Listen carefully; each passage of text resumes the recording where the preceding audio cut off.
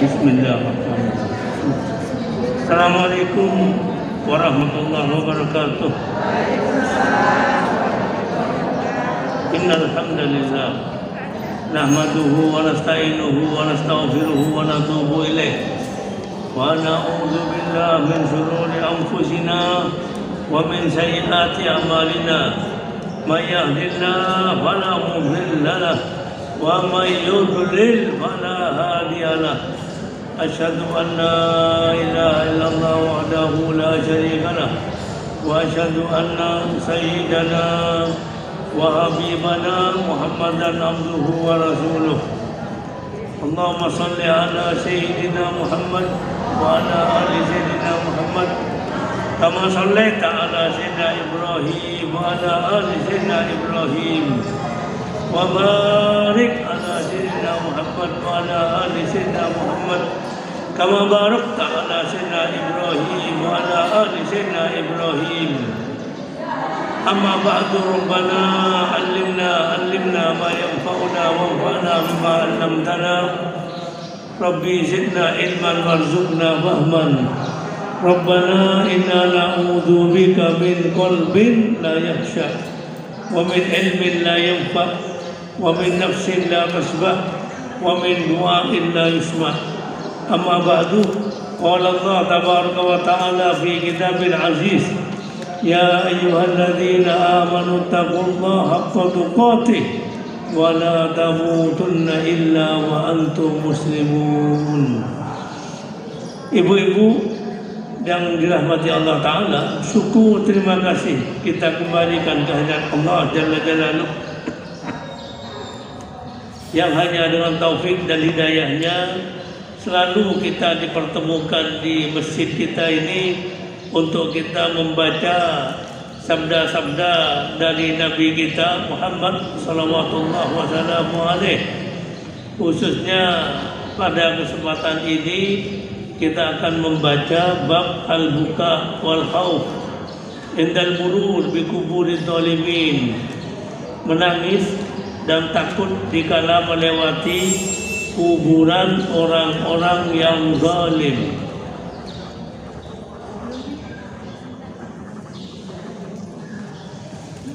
Betul ya? Mari kita awali dengan basmalah. Bismillahirrahmanirrahim. An Ibnu Umar radhiyallahu anhuma anna Rasulullah sallallahu alaihi wasallam qala li ashabihi lamma wasalu al-hijr diyar Thamud la tadkhulu ala haula al-mu'adzabin illa an takunu baqin fa illam takunu baqin fala tadkhulu alaihim la yusibukum ma asabahum. Dari Ibnu Umar radhiyallahu anhu yang berkata, Rasulullah sallallahu alaihi wasallam ketika melewati daerah kaum Thamud, beliau bersabda, jangan kamu masuk kuburan orang-orang yang disiksa Allah itu kecuali kalau kamu dalam keadaan menangis. Kalau kamu tidak dapat menangis, lebih baik kamu jangan masuk agar kamu tidak tertimpa musibah seperti yang menimpa mereka.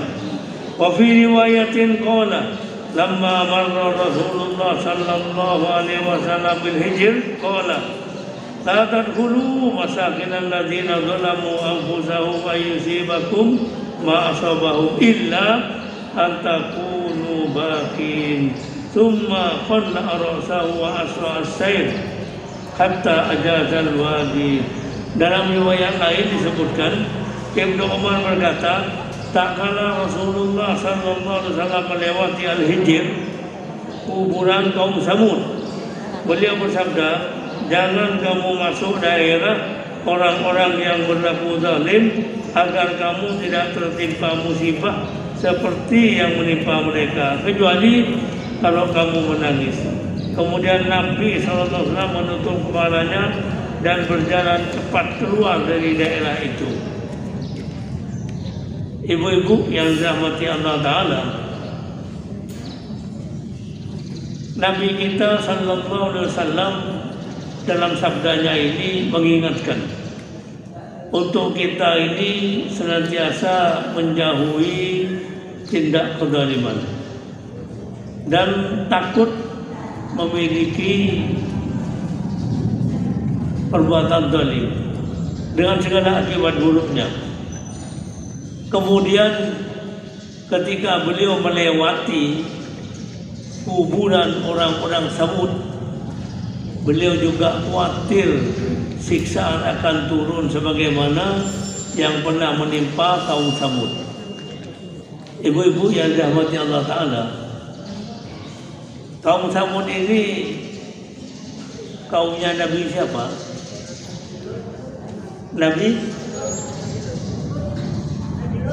Kaumnya Nabi Saleh alaihi salam.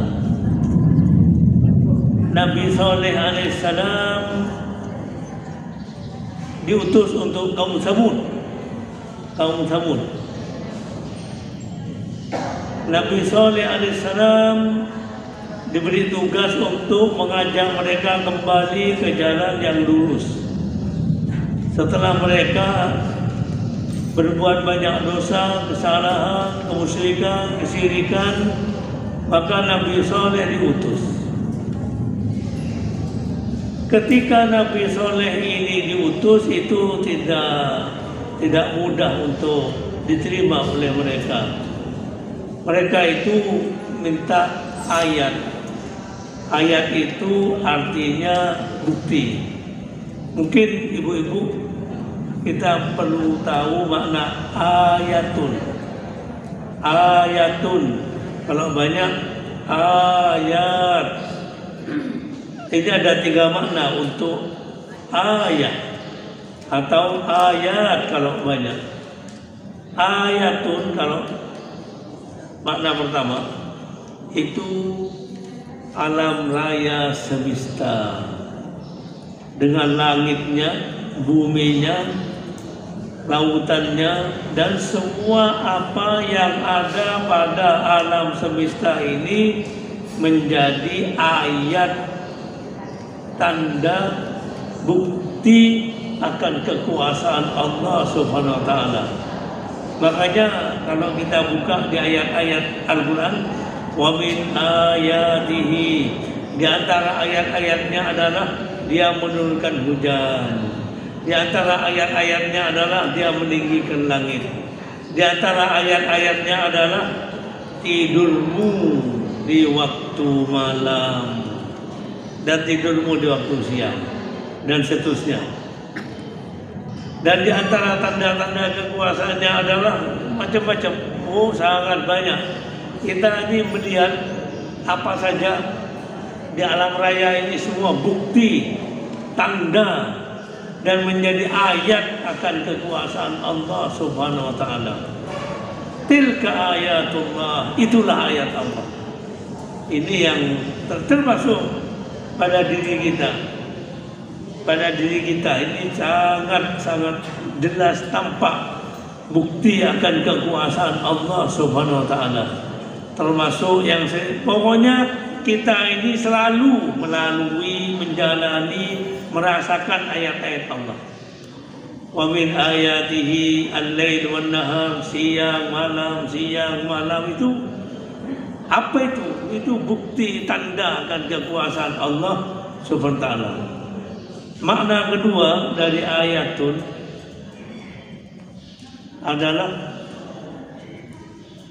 mukjizat yang biasa diminta oleh orang kafir. Allah Subhanahu wa Ta'ala mendukung nabinya atau rasulnya dengan ayat-ayat yang ayat ini menunjukkan bahwa rasul itu adalah utusan Allah. Nabi Musa alaihissalam diberi ayat tongkat jadi ular, tangan mengeluarkan cahaya. Nabi Saleh alaihissalam apa tandanya? Nabi Saleh alaihissalam diminta tandanya, ayatnya, bukti kalau dia itu nabi dan rasul itu. Jadi mereka ini kaumnya Nabi Saleh alaihissalam itu punya keahlian mengukir batu. Batu itu diukir, batu. Batu bisa jadi istana, bisa jadi tempat tinggal, itu batu.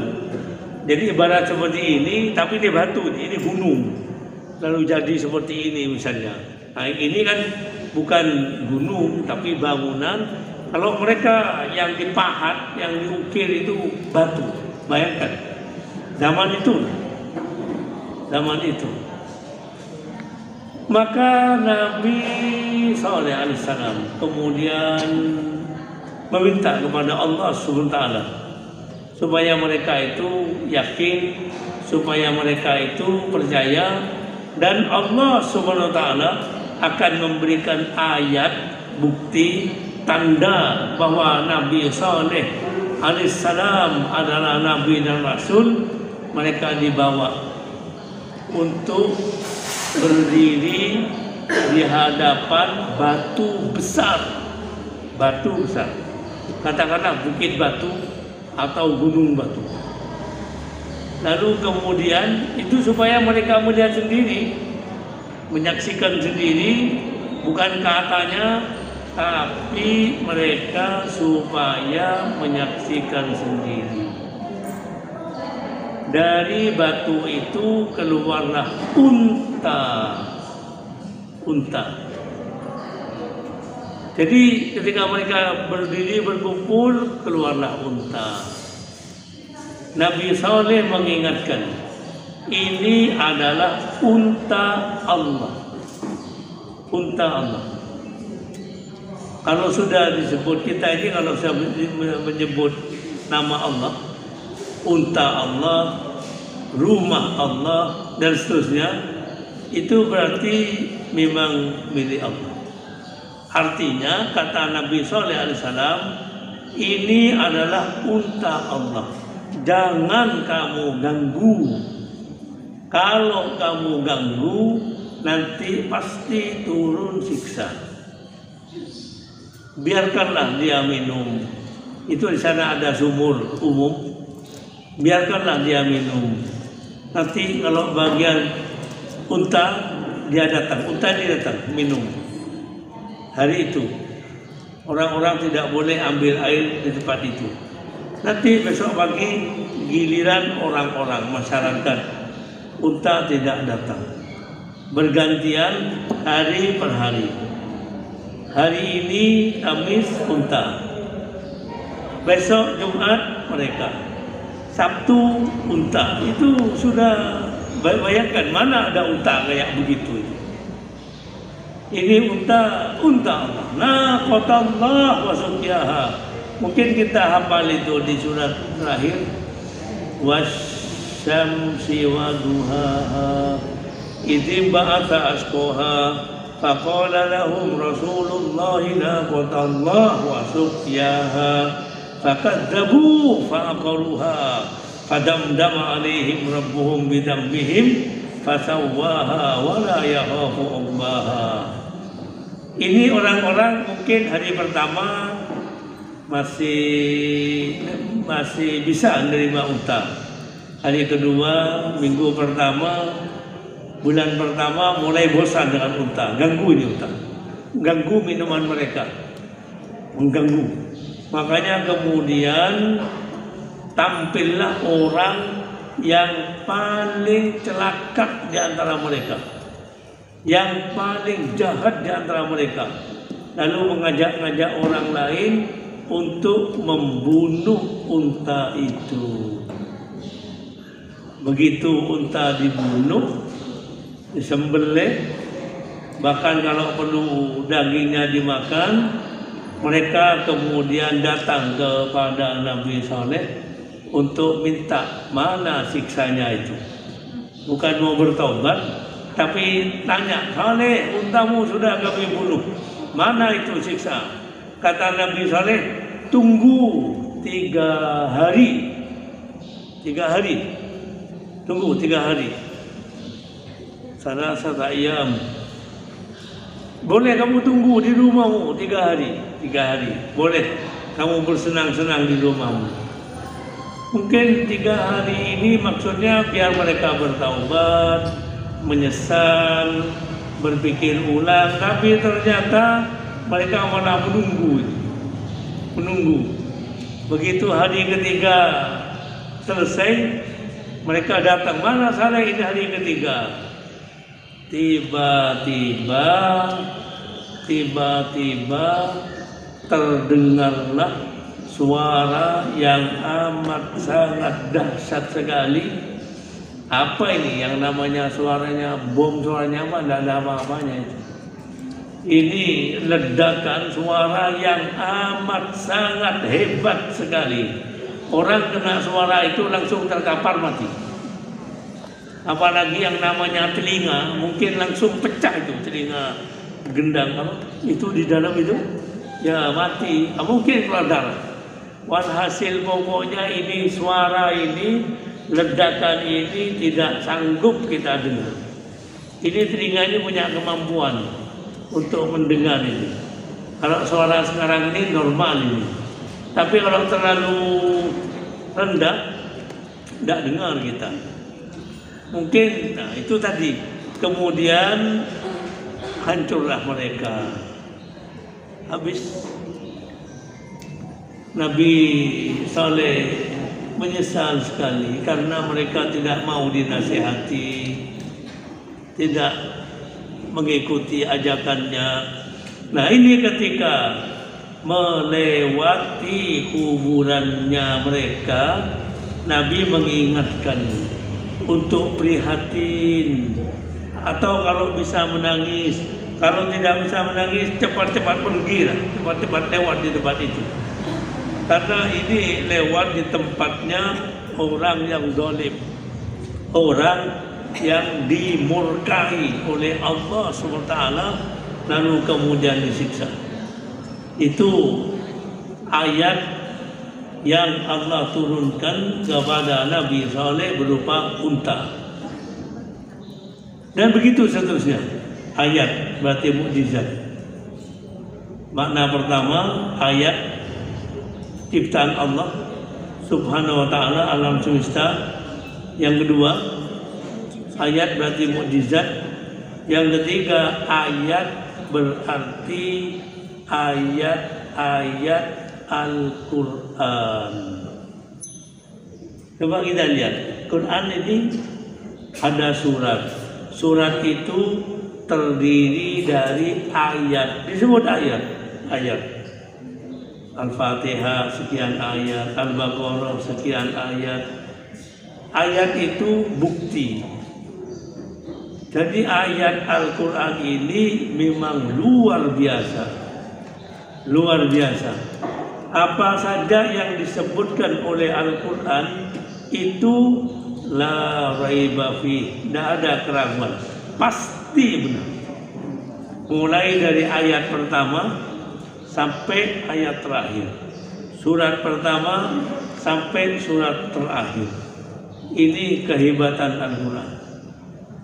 Dan Al-Quran ini sebagaimana kita ketahui itu juga mukjizat Nabi Sallallahu Alaihi Wasallam. Tapi yang kita maksudkan adalah ayatun Qur'aniyah, ayat-ayat Quran yang ketika kita membacanya, maka kita membacanya dengan menghayati maknanya, itu membawa ketenangan tersendiri. Ketika orang mukmin menghadapi gangguan sihir, maka dengan membaca ayat-ayat Al-Quran itu menjadi senjata tersendiri. Dan apabila kamu mau membaca Al-Quran, fasta'id billah minasyaitonir rajim. Apabila kamu mau baca Quran, berlindunglah kepada Allah dari gangguan setan yang terkutuk. Begitu orang mukmin membaca ayat-ayat Al-Quran, itu setan berupaya supaya orang mukmin ini tidak bisa mengambil manfaat dari ayat-ayat itu. Artinya kemudian bacaan itu kemudian apalagi kemudian tidak dapat pahala. Sebagaimana nanti pada hari kiamat ketika ada seorang yang ahli baca Al-Quran dan kemudian Allah tanya, aku turunkan Al-Quran untukmu, apa yang kamu lakukan? Saya baca ya Allah, siang malam saya baca, siang malam saya baca. Kata Allah, kamu punya maksud lain. Kamu baca itu untuk supaya kamu disebut qari, ahli baca Al-Quran, dan itu kamu sudah dapat di dunia. Itu diantaranya. Makanya kita ini terus baca Al-Quran. Tiap huruf insya Allah akan bawa kebaikan. Tiap huruf akan membawa atau memberi satu kebaikan. Tiap huruf, bukan tiap ayat. Tiap huruf likulli harfin. Kemudian kita naikkan lagi, lalu kita baca setelah lancar, kita baca maknanya, maknanya paham kita apa yang dimaksudkan dengan surat ini. Kita baca di surat Yusuf, bagaimana itu ceritanya Nabi Yusuf. Kita baca surat Al-Kahfi, apa yang ada pada surat Al-Kahfi itu. Dan samping baca, kalau ada ayat-ayat yang kelihatannya itu berkesan di hati kita, kalau perlu ayat itu kemudian dicatat, diingat-ingat. Syukur-syukur kita itu punya kitab tafsirnya, uraiannya, lalu itu kemudian berkesan di hati kita. Atau mungkin misalnya saja kita menemukan di akhir surat At-Taubah. Akhir surat At-Taubah. Apa akhir surat At-Taubah? Terakhir. Setelah itu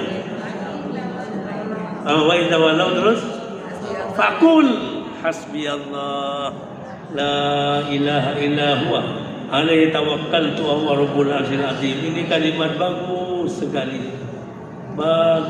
Ini jadi bagian kehidupan kita. Fakul, katakan. Ini perintah, jangan tidak dikatakan. Hasbiyallah la ilaha illa huwa alaihi tawakkaltu wa huwa rabbul arsyil azim. Hasbiyallah, cukup Allah bagiku, cukup Allah bagiku. Kepadanya aku bertawakal. Alaihi tawakkaltu wa huwa rabbul arsyil. La ilaha illa huwa, tidak ada ilah selain Dia. Tidak ada Tuhan yang berhak diibadahi melainkan Dia, dan Dia memiliki arsy yang agung. Paling tidak ketika kita menemukan ucapan doa dalam Al-Quran itu kita pakai. Apalagi seperti tadi, hasbiyallah. Kapan kita mengucapkan hasbiyallah? Sebelum makan? Setiap saat. Jadi hasbiyallah itu apa artinya? Cukup Allah bagiku. Apa maksudnya cukup Allah bagiku? Dia pelindungku, penjagaku, pemeliharaku, yang akan memberi keamanan bagiku, yang akan melindungi di tengah wabah seperti ini. Walaupun ini hujan lebat, bukan hujan air, hujan wabah. Ya, kita ini punya payung hasbiyallah, ya. Punya payung hasbiyallah ini, alhamdulillah sekarang sudah berlalu. Alhamdulillah. Coba waktu yang lalu, apa yang kita dapatkan di HP kita, apa yang kita dengar dari ambulan terus menerus itu, Allah. Itu jadi melihat ini, hasbiyallah, cukup Allah bagiku. Hasbiyallah terus menerus, hasbiyallah. Kalau kita mendengar hasbiyallah atau ada bahaya apa, gangguan apa, Nabi Ibrahim alaihissalam ketika dibuang ke api, ini ucapannya, hasbiyallah, dan seterusnya. Nah, ini tadi pelajaran dari Al-Quran. Nah, itu kita tingkatkan. Jadi kalau perlu, ini pengurus, kalau perlu ada kenaikan kelas. Jadi tidak hanya belajar membaca, tapi belajar terjemah dan maknanya serta maksudnya. Itu perlu sekali, itu perlu. Insya Allah kita dukung, insya Allah. Kan sudah ada ujiannya. Terus naik kelasnya apa? Naik kelas kemana? Kalau yang lulus nanti ganti pengajar yang belum bisa. Nah itu pengajar itu harus ikut pelajaran tafsir Quran. Iya perlu itu, perlu. Nah, nanti yang lain-lain menyusul juga seperti itu. Nah inilah yang disebut Nabi, kaumnya Nabi Saleh alaihissalam. Kita lanjutkan. Nanti kaumnya Nabi Hud, bangsa Ad, itu juga sama. Allah hancurkan mereka karena kedurhakaan mereka dengan badai sepekan lamanya. Bayangkan badai, tidak main-main, hancur. Siapa saja yang kena angin itu mesti mati. Walaupun dia sembunyi di rumah, kena apapun itu udah tahu mengandung apa angin ini. Pokoknya kena mati dia, bisa mati. Nah ini kaumnya Nabi Hud alaihissalam. Kalau tadi disebut kaumnya Nabi Saleh alaihissalam, mungkin kotanya dibalik, setelah itu dilempari batu lagi. Itu Nabi Lut alaihissalam. Begitu seterusnya. Waliyahbillah.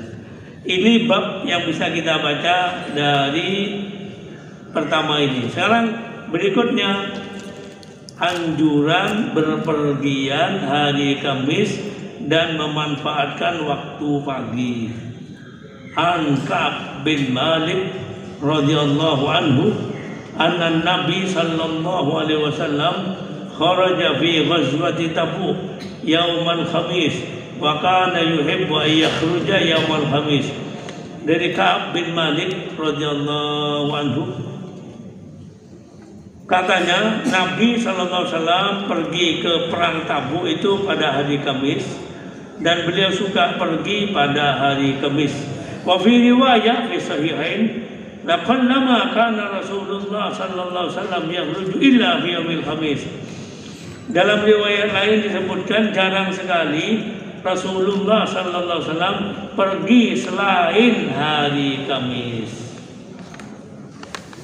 Ini Nabi sallallahu alaihi wasallam. Kita lanjutkan. An Sakhr bin Wada' Al-Ghamidi as-sahabi radhiyallahu anhu anna Rasulullah sallallahu alaihi wasallam qala Allahumma barik li ummati fi bukuriha wa kana idza ba'atha sariyah aw jayshan ba'athahu fi min awwalin nahar wa kana Sakhr tajiran فكان يبعث تجارته أول النهار فأسرى وكثر ماله. Sakhr bin Wada' Al-Ghamidi radhiyallahu anhu, katanya Nabi SAW pernah berdoa, ya Allah berkahilah umatku pada waktu pagi hari, dan apabila beliau mengirim pasukan maka diberangkatkan pada pagi hari. Sakhr adalah seorang pedagang, maka untuk mengikuti Nabi SAW, ia selalu mengirim urusan dagangannya. Dia mengirim perdagangannya itu pada hari Kamis, pada pagi hari, dagangannya pada pagi hari, sehingga dia menjadi kaya dan banyak hartanya. Ini di samping tadi hari Kamis. Kemudian itu kalau bisa memilih hari Kamis bagus sekali. Tapi andai kata dia tidak bisa memilih hari Kamis, itu juga dibolehkan di hari yang lain. Dibolehkan. Kalau bisa hari Kamis tentu lebih baik, karena kita tahu Nabi SAW berangkat hari Kamis. Yang kedua, Nabi SAW di hari berikutnya itu biasa menyelesaikan persoalannya itu waktu pagi. Mau mengirim pasukan, mengirim tentara itu waktu pagi berangkat, pagi hari. Termasuk Nabi ini SAW punya doa, ya Allah berkahilah umatku di pagi harinya. Allah yahdini. Jadi ketika waktu pagi setelah sholat subuh, urusan-urusan diselesaikan sampai selesai, itu waktu pagi. Tapi kalau waktu pagi sudah tidak dimanfaatkan baik-baik, nunggu jam 7, nunggu jam 8, nah ini alamat akan banyak pekerjaan tak terselesaikan. Itu doa ini, Allah barik li ummati fi bukuriha, ya Allah berkahilah umatku di pagi hari. Jadi ketika dia misalnya dia berjualan sesuatu, mulai habis subuh dia buka, walaupun itu di pinggir jalan, tapi dia subuh buka. Yang satunya mulai buka jam 9 pagi, mesti yang subuh ini yang lebih beruntung ketika yang 9 pagi. Kalau yang 9 tadi belum buka karena masih tidur dulu, tidur jam 7 baru dia hidupkan kompor untuk goreng tahunya nih. Habis itu ini lagi sudah. Yang dapat barokah ini yang pagi ini. Allahumma barik li ummati, ya Allah berkahi umatku, nah, di pagi harinya. Ini diantaranya. Kita lanjutkan bab berikutnya, dianjurkan mengangkat kepala rombongan. An Ibnu Umar radhiyallahu anhuma qala Rasulullah sallallahu alaihi wasallam law anna an-nas ya'lamuna min al-wahdah ma a'lam ma sara raqib bilailin wahdah. Ibnu Umar radhiyallahu anhu meriwayatkan, katanya Nabi sallallahu alaihi wasallam bersabda, seandainya orang itu tahu risiko berpergian sendirian seperti yang aku tahu, tentu tidak akan ada orang yang berani melakukan perjalanan sendirian di waktu malam.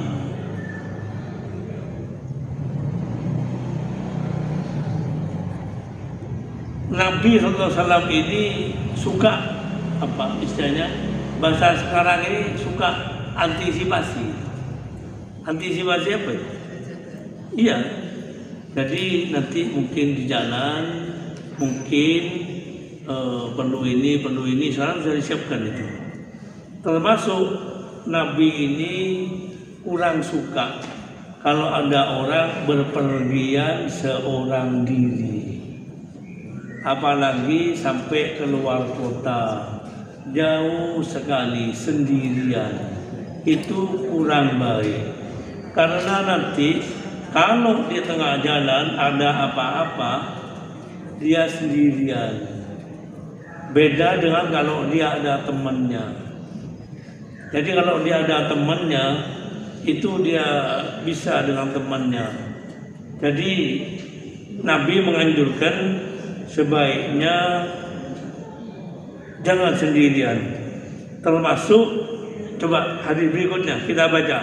An Amr bin Shu'aib an Abi an jaddihi radhiyallahu anhu qala Rasulullah sallallahu alaihi wasallam ar-raqib syaitan, ar-raqiban syaitanani, war-raqiban syaitanani wa thalatha raqbun, rawahu Abu Daud dan seterusnya. Dari Amr bin Shu'aib, dari ayahnya, dari kakeknya, katanya Nabi SAW bersabda, orang yang berpergian sendirian itu setan, dan yang berpergian 2 orang itu setan, sedang yang berpergian 3 orang itu adalah satu rombongan.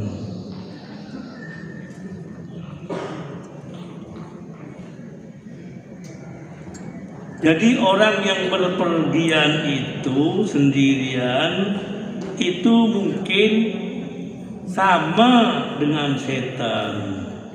Sebab setan itu suka menyendiri, suka sendirian. Makanya kemudian orang mukmin itu dilarang sendirian, tidak boleh, harus bersama dengan yang lain. Jadi kalau sendirian itu boleh jadi kena masalah, kena godaan-godaan, gangguan-gangguan di jalan. Itu pun kalau berdua, Nabi masih kurang. Nah, beliau mengatakan 3. Kalau sudah 3, satu ini jadi pimpinan. 3 orang, satu itu jadi pimpinan. Maksudnya pimpinan ini nanti sekarang ini kita mau lewat mana? Lewat timur, lewat barat, berhenti di mana, singgah di mana, itu pimpinan ini yang mengatakan. Bukan kemudian bertiga tidak ada pimpinannya. Di mana kita ini waktunya makan, ini ada rumah makan di depan, kata satu, oh enggak, saya enggak mau, enggak jadi. Akhirnya enggak jadi, itu enggak makan habis, enggak makan. Tadi sudah ada makanan, rumah makan, enggak mau berhenti, masih didiskusikan. Kalau ada pimpinan, enggak, kita berhenti di sini, makan di sini. Enak, walaupun sederhana, tapi lumayan daripada tidak makan. Ini salah 3. Jadi kalau 1 masih kurang, 2 juga masih kurang menurut Nabi SAW. Kalau 3 tentu lebih baik. Kemudian sini kita lihat an Abi Sa'id wa Abi Hurairah radhiyallahu anhuma qala Rasulullah sallallahu alaihi wasallam, idza kharaja thalatha fi safar falyu'ammiru ahadahum. Apabila 3 orang dalam bepergian, maka hendaklah salah seorang di antara mereka diangkat sebagai kepala perjalanan. Ini baru 3 orang, bukan 10 orang. Kalau kita berjalan di mobil entah kemana acaranya, apakah itu mau takziah, apakah itu mau apalah, ini 10 orang berangkat. Ini 10 ini harus ada pimpinan. Siapa ini yang mau mengurus? Jangan sampai ada sesuatu yang tidak enak. Begitu saya ditunjuk pimpinan, terus pimpinan ini dengar orang belakang ini ngomongin orang, ngerasa dia orang yang dibahas. Tidak usah bicara orang, tidak usah. Kita disapar sekarang. Enak. Biasanya kan perjalanan kan bukan kita, bukan itu orang lain. Itu di mobil suka orang Allah. Padahal mesti berdoa, ini enggak orang. Jadi ini yang kurang enak. Berikutnya an Ibnu Umar radhiyallahu, an Ibnu Abbas radhiyallahu anhuma, an Nabi sallallahu alaihi wasallam qala khairus sahabah arba'ah wa khairus saraya arba'umiyah wa khairul juyus arba'atu alaf la yughlab isna asyaru alfan min killah. Kata Nabi SAW dari Ibnu Abbas, sebaik-baik kawan adalah 4. Sebaik-baik pasukan itu yang biasa diutus oleh Nabi tidak ikut 400. Dan sebaik-baik bala tentara itu 12.000. Dan 12.000 personal itu tidak akan dikalahkan dari segi jumlahnya. Ini urusan pasukan. Sehingga pasukan itu sebaiknya berapa? Kalau Nabi sudah mengutus seseorang untuk, katakanlah, untuk, kalau bahasa sekarang, untuk memata-matai orang Quraisy ini sedang sampai di mana, itu 4 orang. Coba 4 orang diutus, berangkat, lihat mereka di mana, kira-kira berapa jumlahnya dan seterusnya. Nah, itu 4 orang. Tapi kalau Nabi mau mengutus Syariah, biasanya Syariah ini kalau yang kita baca di pelajaran tarikh Islam itu Nabi tidak ikut perang. Tapi kalau Nabi ikut perang namanya ghazwah, itu Nabi ikut perang. Kalau Syariah, Nabi hanya tinggal tunjuk seseorang untuk jadi kepala pasukan atau komandan, lalu kemudian Nabi tidak ikut. Tinggal Nabi beri arahan. Apa arahannya Nabi SAW dan seterusnya. Berikutnya sopan santun dalam perjalanan, persinggahan, bermalam dan tidur bagi musafir. An Abi Hurairah radhiyallahu anhu qala Rasulullah sallallahu alaihi wasallam, idza safartum fil khisbi fa'tul ibil hadduha min al-ard wa idza safartum fil jadab fa'asri'u 'alaiha as-sayr wa badiru biha nikyaha wa idza arrastum fajtanibut tariq fa innaha turuqud dawabi wa ma'wal hawa bil lail.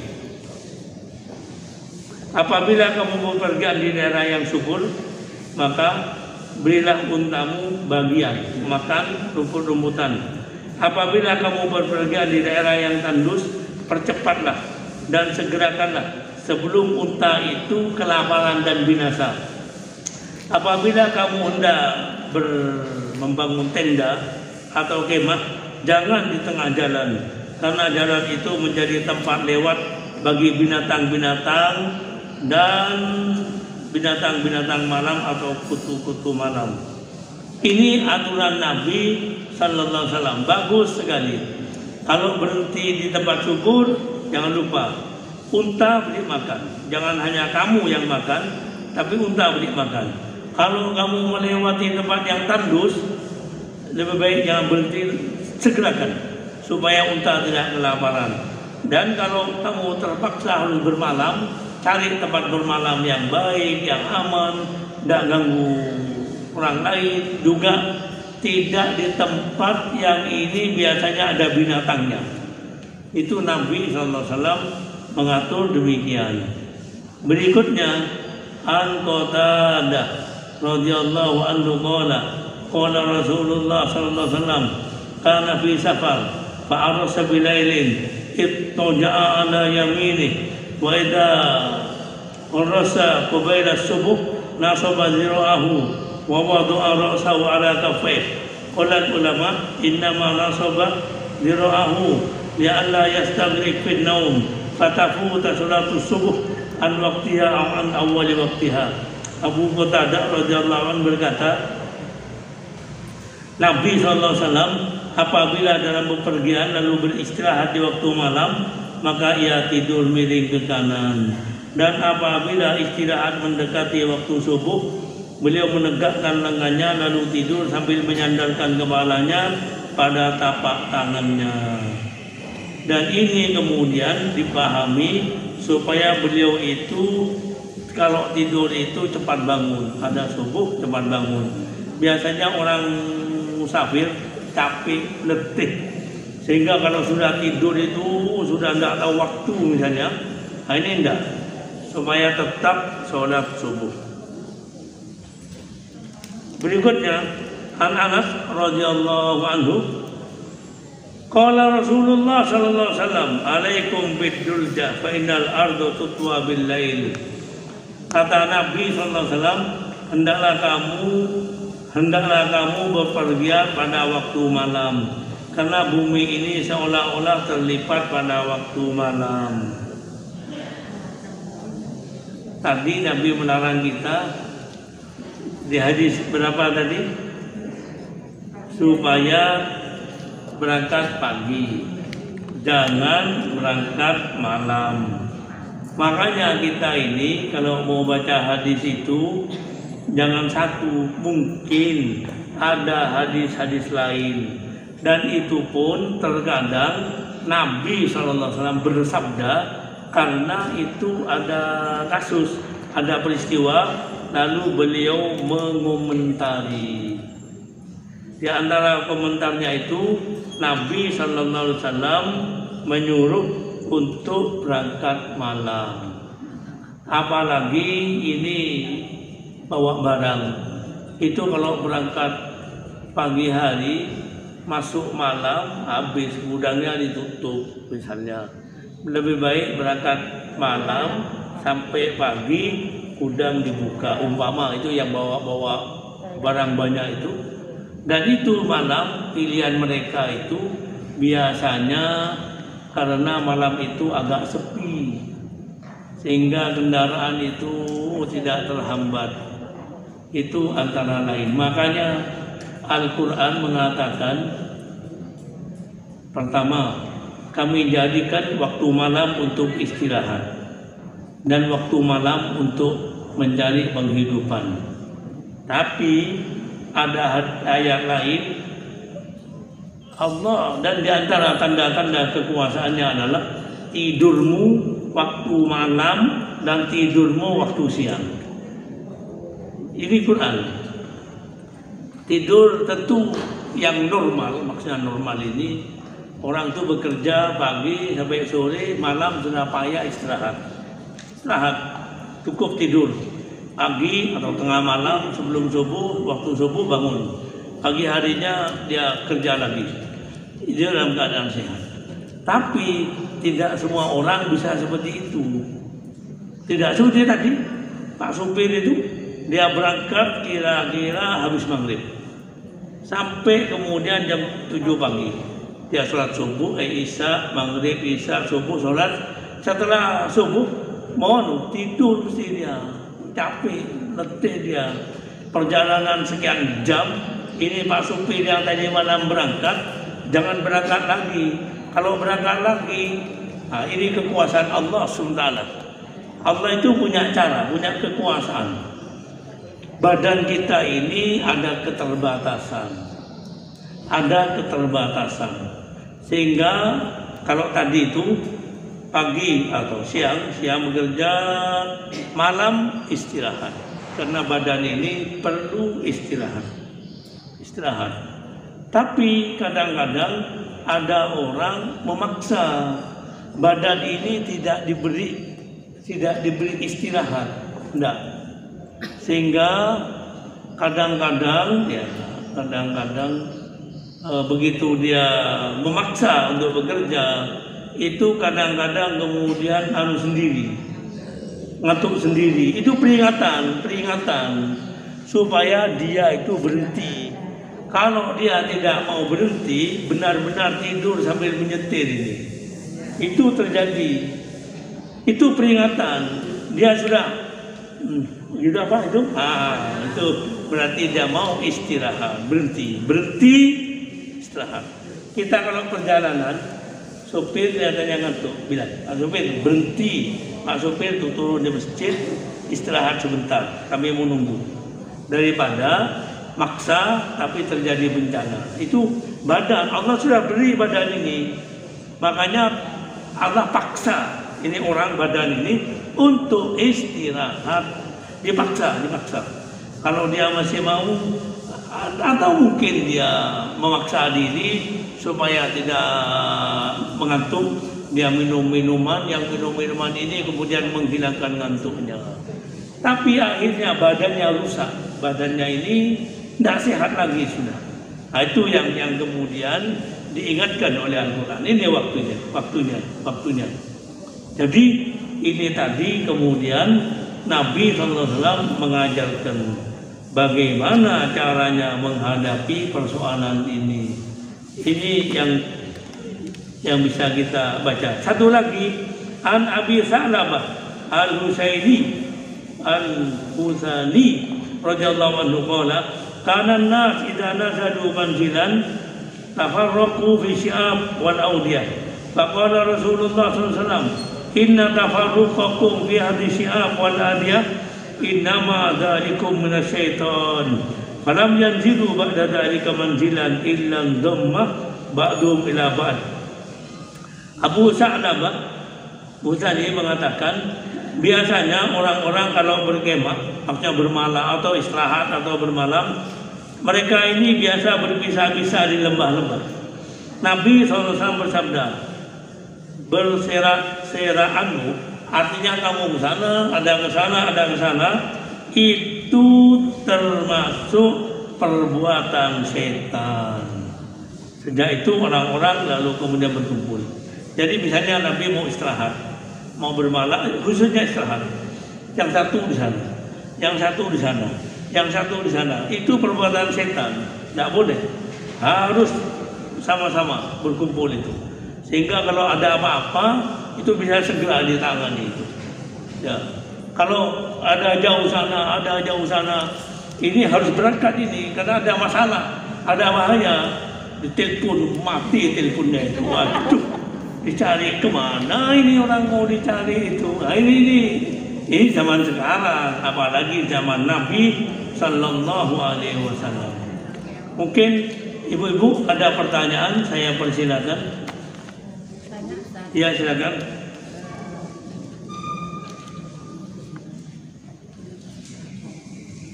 Ya, Bu. Tentang bepergian. Ya Bu. Seperti misal ada acara takziah. Ya. Kita ikut rombongan. Ya. Karena kebutuhan itu kan nggak sama. Setelah takziah ke sini gitu. Itu apakah karena tadi kan dikatakan kalau bepergian sendiri itu setan. Iya. Apakah yang tadi saya sebutkan itu ya sendiri itu setan gimana? Itu bagaimana? Yang pertanyaan kedua, memang kalau rombongan satu mobil itu kadang-kadang pasti ada yang membicarakan dengan orang lain ataupun gibah. Nah, kita pada tujuannya menghindari nanti mesti gibah. Dan lagi kan nggak mungkin kalau kadang tuh nggak mungkin mengingatkan kalau ini gibah. Bagaimana seperti itu? Apakah sendiri itu tetap setan? Terima kasih. Jadi ini pertanyaan. Terima kasih pertanyaannya. Nabi itu melarang kita itu berpergian sendiri, melarang. Tapi kalau memang keadaan memaksa harus sendirian, bismillah, jalan kita. Tapi itu jangan lupa sebelum berangkat sholat dulu 2 rakaat, mohon kepada Allah supaya Allah ini menemaninya. Kan di doa safar dengan ada antas sahibu fis safar. Itu di doa safar, ya Allah, Engkau adalah teman perjalanan. Tolong ya Allah, tidak ada teman bagi saya kecuali Engkau. Tolong, itu ngomong bersama Allah sebenarnya terus menerus. Nah, itu kalau terpaksa sendirian. Tapi kalau bisa tetap ada bersama jamaah. Dan itu nanti sebelum bersama itu disepakati.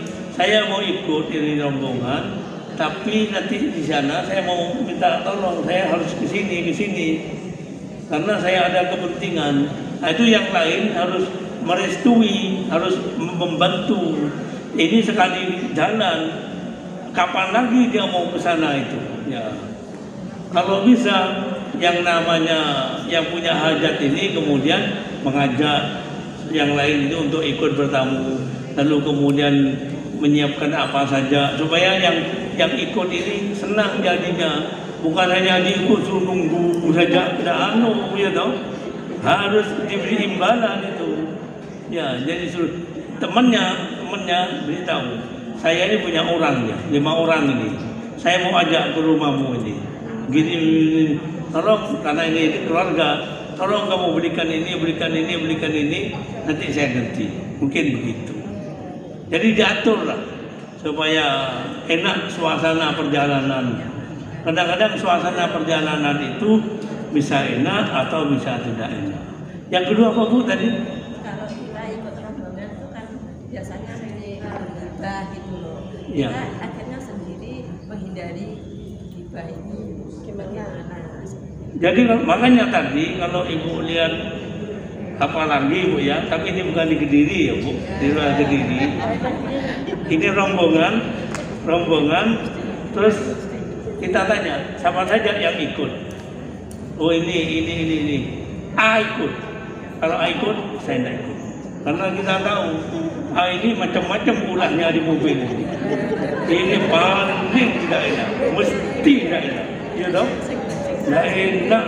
Ada orang satu ini masalah mesti di mobil. Masalah.